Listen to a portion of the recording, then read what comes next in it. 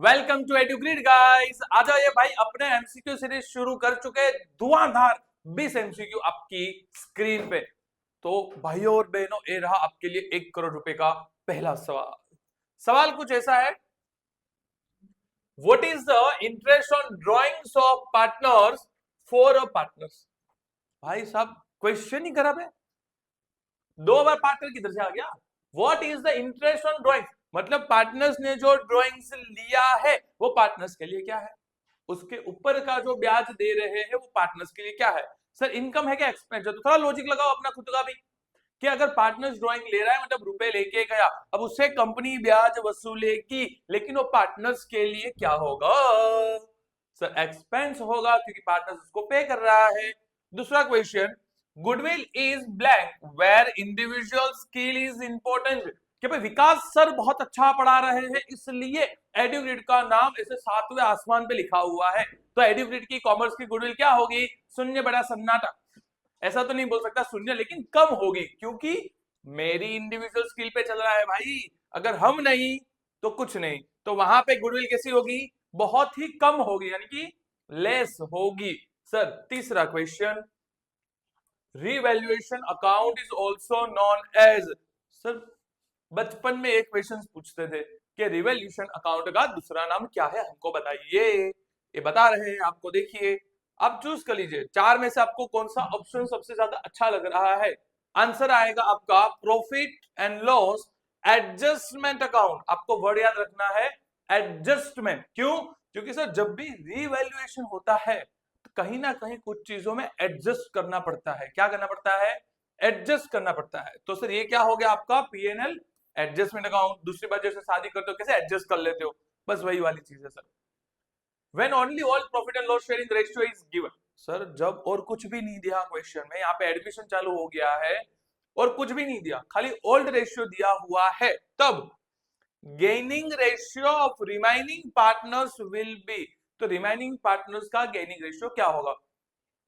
Sir ऐसा same एक illustration है, इलेस्ट्रेशन समझाते वक्त भी मैंने आपको पढ़ाया था कि सर अगर और कोई रेशियो नहीं दिया, खाली ओल्ड रेशियो ही दिया है, तो हमारा जो आंसर होगा वो भी क्या होगा, ओल्ड रेशियो ही होगा।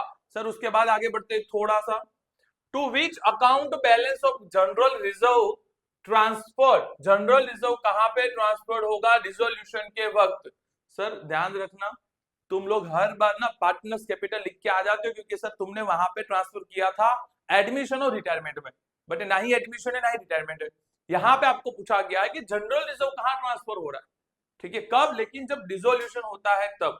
सर डिसोल्यूशन में realise, cash, profit and loss और कैपिटल। आपका आंसर क्या आएगा, कैपिटल अकाउंट ऑफ पार्टनरशिप। क्या आएगा, capital account of partnership. Sir आगे, which of the following is not shown under the heading share capital in the balance sheet।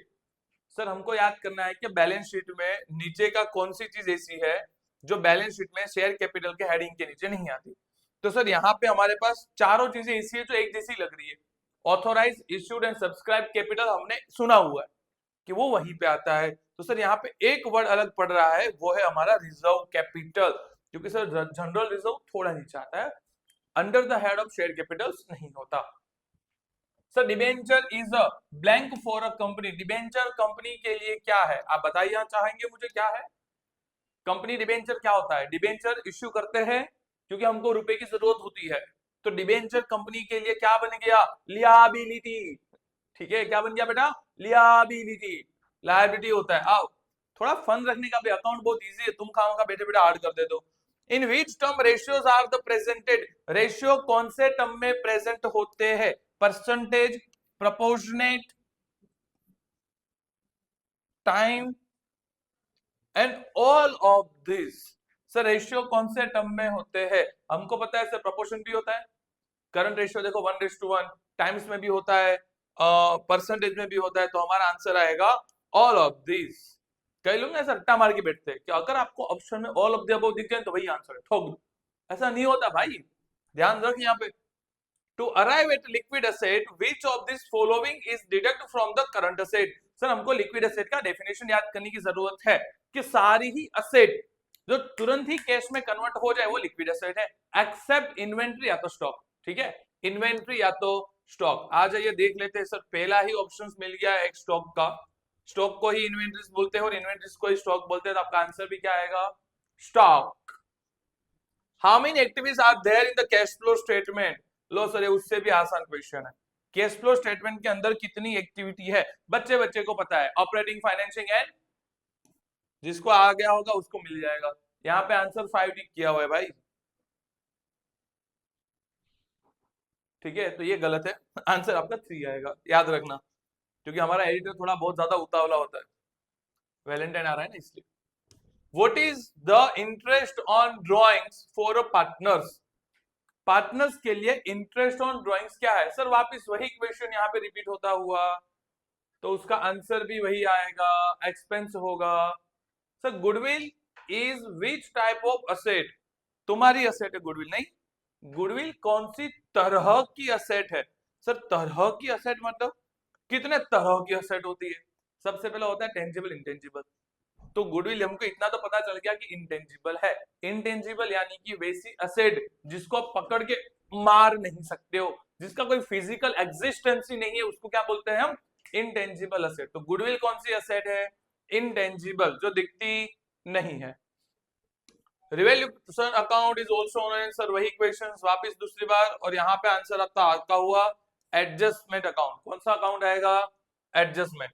ये partnership deed is silent, partnership deed है ही नहीं, बहुत silent है, तो interest is payable at on unpaid amount. Sir interest जो unpaid amount है उस पे करना है, जो उसका रिटायरिंग पार्टनर्स होगा। अब ध्यान रखिएगा, क्योंकि बहुत सारी चीजें आपको सेम जैसी लगेगी पर वो सेम होती नहीं है। आओ, युवराज सिंह में और अभिषेक शर्मा में कुछ अंतर है। अभिषेक शर्मा युवराज जैसा लगता है पर वो है नहीं, तो यहाँ पे आंसर क्या आएगा? 6%, राइट। सर फर्स्ट चैप्टर ही था। जब सेकंड चैप्टर के एमसीक्यूज आते हैं वो आपको ज्यादा टिपिकल पढ़ेंगे, क्योंकि आप उसकी थियरी पढ़े ही नहीं हो। How many methods are there for the dissolution of a partnership firm? बताओ पार्टनरशिप फर्म में कितनी मेथड है डिसोल्यूशन की? सर टोटल सिर्फ 2 मेथड है, एक जिसमें कोर्ट इन्वॉल्व होता है, दूसरा तुम खुद से ही कर देते हो, ठीक है। सर आओ उसके बाद अगर हम बात करें तो which of the following is not shown under the heading of share capital in the balance sheet? Equations again and again repeat होते जा रहे हैं। आंसर आएगा आपका reserve capital. The amount of premium received on issuing debenture. Sir याद रखना, अभी debenture की थियरी आई, गारंटेड तुमको नहीं पता होगी। Premium received on issuing debentures, हमने जो डिबेंचर इश्यू किया उसका प्रीमियम, एट प्रीमियम, वो हमारे लिए क्या होने वाला है? कैपिटल लॉस होगा, रेवेन्यू प्रॉफिट होगा, रेवेन्यू लॉस होगा, या तो कैपिटल प्रॉफिट होगा। सर होगा तो कैपिटल प्रॉफिट, बट कैसे, अब वो समझो एक बार।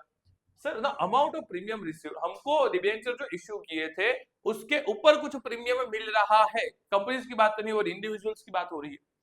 हमने इन्वेस्टमेंट किया, उसके ऊपर कुछ अमाउंट एक्स्ट्रा हमको मिली, तो हमारे लिए क्या होता है? प्रॉफिट होता है। तो यहाँ पे आपको समझने की बात यह है बेटा कि समझो हमको तो प्रीमियम मिल गया, अब यहाँ पे प्रॉफिट भी तुमको दो दिए हुए, एक तो कैपिटल, दूसरा रेवेन्यू प्रॉफिट।